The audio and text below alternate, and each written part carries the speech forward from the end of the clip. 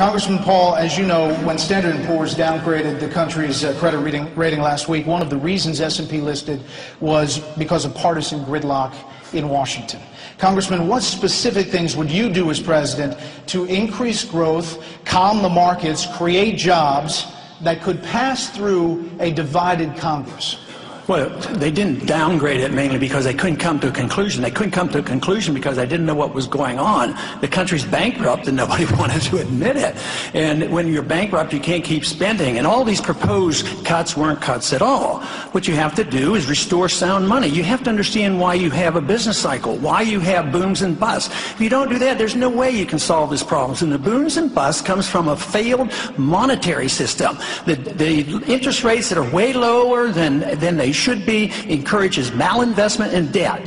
And to get out of that, all this other tinkering, you cannot do that unless you liquidate debt. You don't bail out the people that are bankrupt and dump the debt on the people. That is what's happened. So you have to allow liquidation of debt, eliminate the malinvestment, then you go back and you can get growth again by having a better tax structure, lower taxes, invite capital back into this country, get a lot less regulations, and under those conditions you can have growth again. And you can get it through a divided Congress. Well, the divided Congress will exist for a long time to come. Yes, you would have to get it through a divided Congress. But the one thing is, if you approach it constitutionally, if you approach it on the principles of liberty, you can bring people together. If we have to cut, maybe we wouldn't be so determined that you can't cut one nickel out of the militarism around the world. Neither the Democrats or the Republicans want to cut that. So if you want to cut, you have to put the militarism on the table as well. Mr. King. Okay, Congressman Paul, you're opposed to a system that requires employers to verify the immigration status of their workers. Why would you want to eliminate one more tool to help curb illegal immigration? I don't like putting the burden on our businessman to be the policeman. That means he has to be a policing activity. And I also resent the fact that illegals come into this country and they do have problems, but if a church helps them and feeds them, we don't blame the church, or at least we shouldn't in a free society. But I have a strong position on immigration. I don't think that we should give amnesty and they become voters, but I do think we should deal with our borders. But one way that I would suggest that we could do it is pay a lot less attention to the borders between Afghanistan and Iraq and Pakistan, and bring our troops home and deal with the border. But why do we pay more attention to the borders overseas and less attention to the borders here at home? We now we have a mess on the borders, and it has a lot more to do with it than just immigration, because we're financing some of this militarism against the drug dealers on the borders right now to the tune of over $1 billion. And there is a mess down there, but it's much bigger than just the immigration problem. But I do not believe in giving entitlements to illegal immigrants at all, and there should be no mandates on the states to make them do it. Congressman Paul, you are a constitutional expert, and you talk a lot about the Constitution. What do you think of this argument that the state has a constitutional right to make someone buy a good or service just because they're a resident, not because they're driving and need a driver's license, but just the fact that they are a resident? No, the way I would understand the Constitution, the federal government can't go in and prohibit the states from doing bad things. And I would consider that a very bad thing, but you don't send in a federal police force because they're doing it and throw them into court. So they do have that leeway under our Constitution. But we have big trouble in this medical care problem, and we have drifted so far from any of our care being delivered by the marketplace. And once you get the government involved, and both parties have done it, they've developed a bit of a medical care delivery system based on corporatism. The corporations are doing quite well, whether it's Obama or under the Republicans. The drug companies do well, the insurance companies do well, the organized medicine do well, the management companies do well.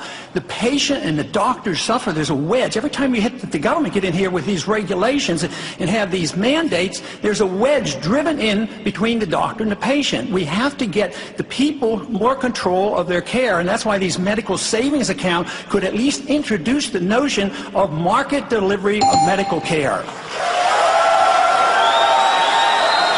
You say that President Obama is not too soft on Iran. You say that he is too tough on Iran. I want to put up some of your statements. Sanctions are not diplomacy, you say. They are a precursor to war and an embarrassment to a country that pays lip service to free trade. As for Iran's nuclear ambitions, you wrote this: one can understand why they might want to become nuclear capable, if only to defend themselves and to be treated more respectfully. Is that your policy towards Iran? Well, even our own CIA gives me this information that they have no evidence that they're working on a weapon. Just think of what we went through in the Cold War. When I was in the Air Force, after I was drafted in the Air Force, all through the 60s, we were standing up against the Soviets. They had like 30,000 nuclear weapons with intercontinental missiles. Just think of the agitation and the worrying of a country that might get a nuclear weapon someday, and just think of how many nuclear weapons surround Iran. The Chinese are there, the Indians are there, the Pakistanis are there, the Israelis are there, the United States is there, all these countries. China has nuclear weapons. Why wouldn't it be natural that they might want a weapon? There'd be, internationally, they'd be given more respect. Why should we write people off? There was, in the 50s, we at least talked to them. At least our leaders and Reagan talked to the Soviets. What's so terribly bad about this? And countries that you put sanctions on, you are more likely to fight them. I say a policy of peace is free trade, stay out of their internal business, don't get involved in these wars, and just bring our troops home. So your policy towards Iran is if they want to develop a nuclear weapon, that's their right, no sanctions, no effort to stop them. No, I think that makes it much worse. Why would that be so strange? If the Soviets and the Chinese have nuclear weapons, we tolerated the Soviets. We didn't attack them, and they were a much greater danger. They were the greatest danger to us in our whole history. But you don't go to war against them. I mean, this whole idea of sanctions, all these pretend free traders, they're the ones who put on these trade sanctions. This is why we still don't have trade relationships with Cuba. It's about time we talk to Cuba and stop fighting these wars that are about 30 or 40 years old. Mr. Kane, Senator Santorum, I got a question for you. Well, as the author of the Iran Freedom Support Act, which he is criticizing, because I authored it when I was in the United States the Senate would actually impose sanctions on Iran because of their nuclear program. Iran is not Iceland, Ron. Iran is a country that has been at war with us since 1979.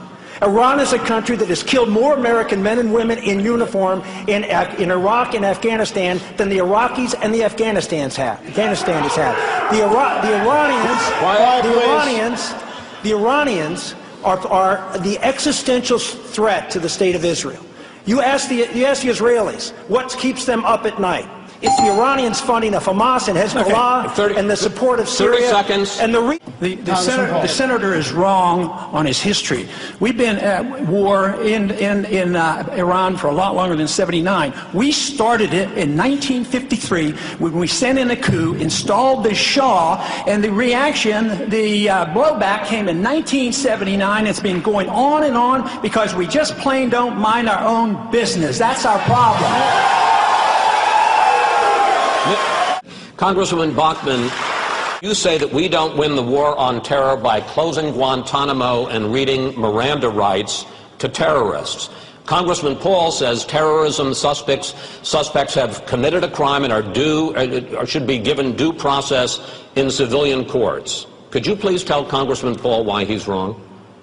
Well, because simply terrorists who commit acts against United States citizens, people who are from foreign countries who do that, do not have any right on under our Constitution to Miranda rights. We've also seen that Guantanamo Bay has yielded significant information. In fact, we've learned that that led to the capture and the killing of bin Laden. This is a tool that we need to have in order to be able to prosecute the new type of war, the new type of warfare, and the new type of terrorists that this country is dealing with. Regarding Iran, Iran is the central issue in the Middle East and their capacity to become a nuclear power. They are one of the 4 state sponsors of terror in the world. I sit on the House Select Committee on Intelligence. I can't reveal classified information, but I can say this. As President of the United States, I will do everything to make sure that Iran does not become a nuclear power. 30 seconds, Congressman Paul. Well, I think she turns our rule of law on its head. She says that the terrorists don't deserve protection under our courts, but therefore a judgment has to be made. They're ruled a terrorist. Who rules them a terrorist? I thought our courts recognized that you had to be tried, and we've done this. And we've brought individuals back from Pakistan and other places. We've given them a trial in this country, over 300, or at least near 300. We tried and put them in prison.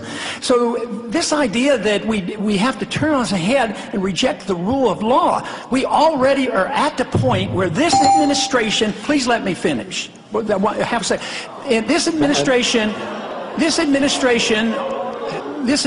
already has accepted the principle that when you assume somebody is a terrorist, they can be targeted for assassination, even American citizens. That affects all of us eventually. You don't want to translate our rule of law into a rule of mob rule. Congressman Paul, 30 seconds. You've heard the war propaganda that is liable to lead us into the sixth war, and I worry about that position. Iran is a threat because they have some militants there. But believe me, they're all around the world, and they're all around the world, and they're not a whole lot different than others. Iran does not have an air force that can come here. They can't even make enough gasoline for themselves. And here we are, building this case up, please. They're building up this case just like we did in Iraq. Build up the war propaganda. There was no Al-Qaeda in Iraq, and they had nuclear weapons, and we had to go in. I'm sure you supported that war as well. Okay. It's time we quit this. It's time. It's trillions of dollars we're spending on these wars. You've often said you believe defining marriage is a job that should be left to the states. Recently, Senator Santorum asked if a state wanted to allow polygamy, would that be okay too? What's your answer to that? Well, that's sort of like asking the question if the states wanted to legalize slavery or something like that. That is so past reality that no state is going to do that. But on the issue of marriage, I think marriage should be between a single man and a single woman, and that the federal government shouldn't be involved. I want less government involvement. I don't want the federal government having a marriage police. I want the states to deal with it if they have to, if they need to. But if you didn't even need the states, really, why do we have to have a license to get married? Why don't we just go to the church? And what other individuals do, why can't we permit them to do it? Whatever they call it, that's their problem, not mine. Just so nobody else forces their definition of marriage on you. That is what we have to prevent. So I would say less government would be better. If you have to have regulations, let the state governments do it. All right, Senator Santorum, If I could follow up with you, is Speaker Gingrich wrong to want to save the Fed? Not exactly, because my position isn't that I'd close the door down immediately. You can phase it out, but there's some other things that we could do that in a transition phase. For instance, and I'm delighted that mainstream is catching up with us these days for auditing the Fed. This is great. But I've made a suggestion, which is a serious suggestion, and there's been quite a few who have supported me on this. We owe the Fed $1.6 trillion in Treasury bills. Where'd they get the money to buy it? They create it out of thin air. So we pay them interest. So that's on our books. So we literally, with legislation, could wipe $1.6 trillion off. That's not a solution to the monetary problem or our spending problems, but it would give you a year to work this out, and we wouldn't have had any of that debate going on. Those were all scare tactics to try to scare people into doing things. But that is one thing that we could do. But eventually, we have to deal with the Fed, because the Fed creates the business cycle. If you don't understand the business cycle, you don't know why we have recessions. The sooner we learn that, the better. Thank you.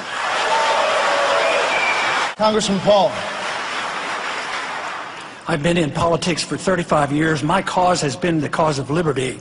And I am convinced that liberty does not come from our government, but it comes from our Creator. And our goal should be peace and prosperity. It is under the principles of liberty that you have the greatest chance of achieving peace and prosperity.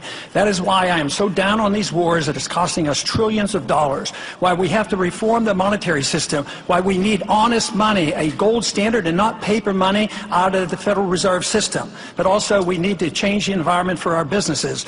We need to lower the regulations and the taxes and have private property rights and contract rights. Then we can achieve peace and real prosperity.